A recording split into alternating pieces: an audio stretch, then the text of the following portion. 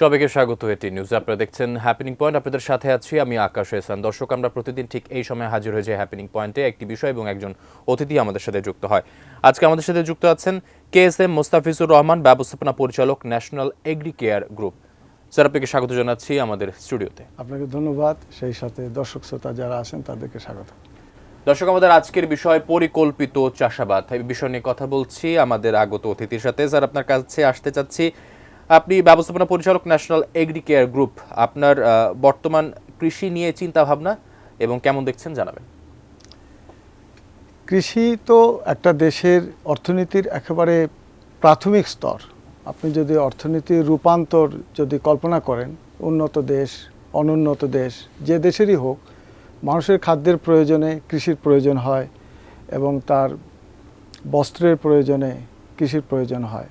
অর্থাৎ সভ্যতা শুরুই হয়েছে কৃষিকে ঘিরে। আপনি যদি ইকোনমিক ট্রান্সফরমেশন দেখেন, তাহলে প্রথমে কৃষিকে স্বয়ংসম্পূর্ণ করতে হয়।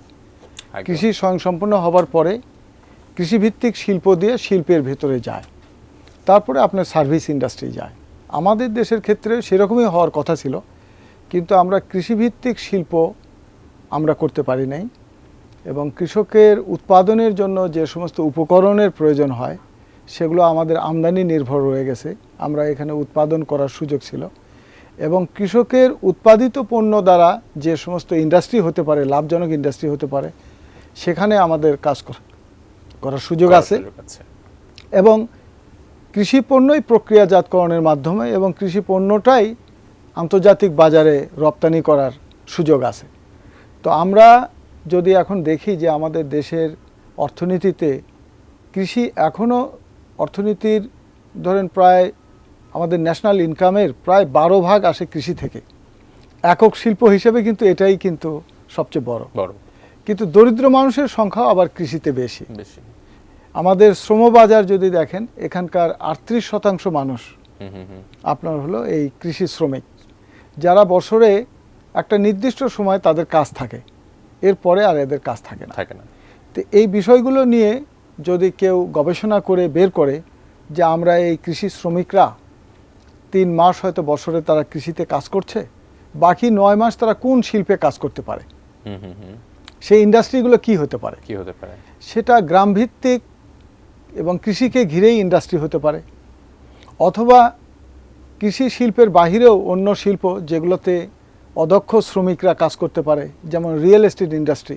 আচ্ছা, এরকম আরও বিভিন্ন ইন্ডাস্ট্রি যেগুলো গ্রামীণ অর্থনীতির সাথে যদি সম্পৃক্ত করে দেয়া যায়, ঢাকা বা ঢাকার আশেপাশে শিল্প না করে এগুলো আমরা যদি জেলা, উপজেলা এবং উপশহর এগুলোতে যদি যাই, তাহলে কিন্তু এই কৃষি শ্রমিক আপনার কৃষি কাজের বাহিরেও বাকি সময়টা সে তাদের প্রপারলি ইউটিলাইজ করতে পারে। আর আপনি যদি ইন্ডাস্ট্রি যদি না করেন, তাহলে বিশ্ববিদ্যালয় থেকে যে ইঞ্জিনিয়ারগুলো বের হচ্ছে, বিশ্ববিদ্যালয় থেকে যে কেমিস্ট বেরোচ্ছে, পদার্থবিজ্ঞানী বেরোচ্ছে, বা অন্য অন্য সাবজেক্টে যারা বের হচ্ছে, প্রায় 30 লক্ষ শ্রমশক্তি আমাদের শ্রমবাজারে বিশ্ববিদ্যালয় পাশ করে প্রতি বছর সংযুক্ত হচ্ছে। কৃষি নিয়ে অনেকে পড়ে বের হচ্ছে, কৃষি নিয়েও পড়ে বের হচ্ছে। তাহলে এগুলোর আপনার কর্মসংস্থান কোথায় হবে?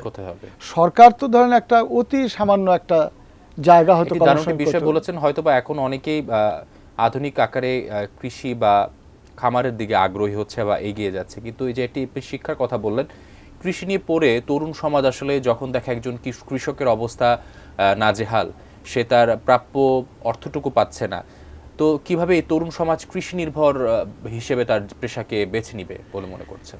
খুবই গুরুত্বপূর্ণ প্রশ্ন করেছেন। যখন একজন শিক্ষিত সমাজ যখন কৃষিতে যাবে, কৃষি মানে কিন্তু শুধু ফসলের চাষাবাদ না, প্রাণী সম্পদ, মৎস্য সম্পদ, এগুলো মিলেই হলো কৃষি। একজন শিক্ষিত যুবক যদি কৃষি কাজের সাথে যায়, তাহলে সেখানে তার অর্থ এবং প্রযুক্তি যদি তাকে দেয়া যায়, তাহলে তিনি কিন্তু সাধারণ কৃষকের চেয়ে ভালো করবে। আমাদের সাধারণ কৃষক, তিনি কৃষি চাষ প্রণালী, যেটা প্রোডাকশন টেকনোলজি, এটা তিনি রপ্ত করেছেন, কিন্তু এটার ভ্যালু অ্যাডিশন, এটাকে আরও উৎপাদনশীলতা কিভাবে বৃদ্ধি করা যায়, এখানে প্রযুক্তি কিভাবে এখানে সংযোজন করা যায়, এগুলো কিন্তু যদি ওই যুবককে যদি আমরা প্রশিক্ষিত করে তার হাতে যদি অর্থ এবং যদি প্রযুক্তি দেয়া যায়, তাহলে উনি কিন্তু এর জাতীয় উৎপাদনশীলতা, যে ন্যাশনাল প্রোডাক্টিভিটি কৃষিক্ষেত্রে বেড়ে যাবে। একজন শুধু তরুণ যুবককে প্রশিক্ষিত করে দিলেই হবে না, এখানে সরকারের শিল্প নিয়ে যারা গবেষণা করেন পিছন থেকে তাদের সাপোর্ট এবং দিতে হবে। সরকারের অগ্রাধিকার, এই বিষয়গুলো নিয়ে আমরা আরো আলোচনা করব একটি বিরতির পর। দর্শক, সময় হলো হ্যাপেনিং পয়েন্ট একটি বিরতির, ফিরে আসছি একটু পর, সাথে থাকুন।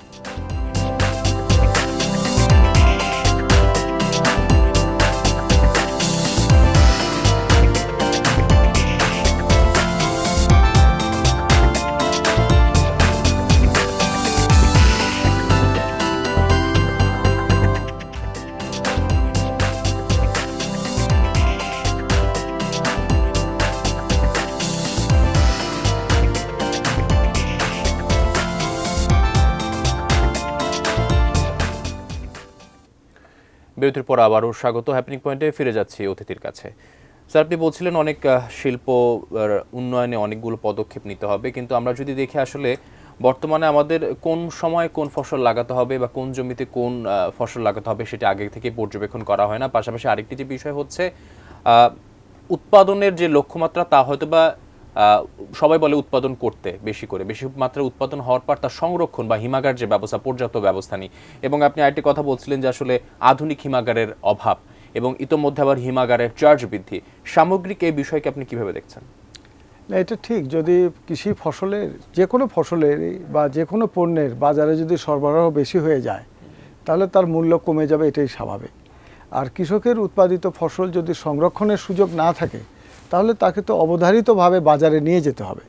তো অধিক সংখ্যক কৃষকের উৎপাদিত ফসল যখন বাজারে যাবে, তার মূল্যটা কিন্তু তখন আর কৃষকের হাতে থাকে না। তখন এটা মধ্যস্বত্বভোগীরা তারা সিন্ডিকেশন করে একটা মূল্য নির্ধারণ করে দিতে পারে। এটা একটা কৃষির একটা অন্যতম গুরুত্বপূর্ণ চ্যালেঞ্জের জায়গা। এটাকে যদি আপনি ঠিক করতে চান, প্রথমত আপনার হলো আমাদের দেশের কোন ফসল কি পরিমাণ চাষ হবে সেটার একটা রূপরেখা কেন্দ্রীয়ভাবেই ঠিক করতে হবে।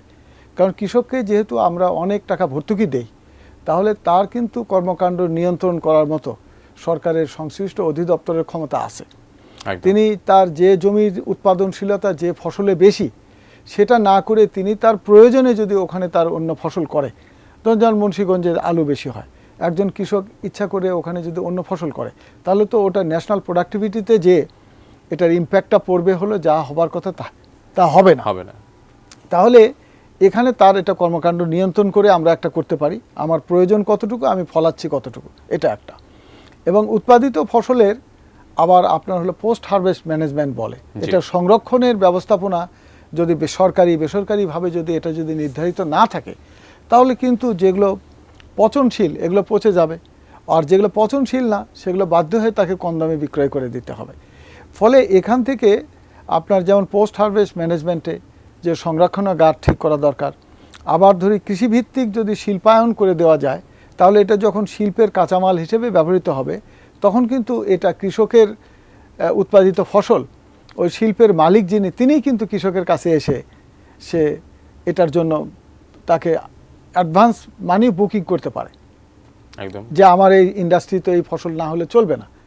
তো এই ইন্ডাস্ট্রিয়াল ক্রপগুলোকে এইভাবে আপনার যদি শিল্পের সুযোগ করে দেওয়া যায়, তাহলেও চাষি এখানে ভালো মূল্য পাইতে পারে।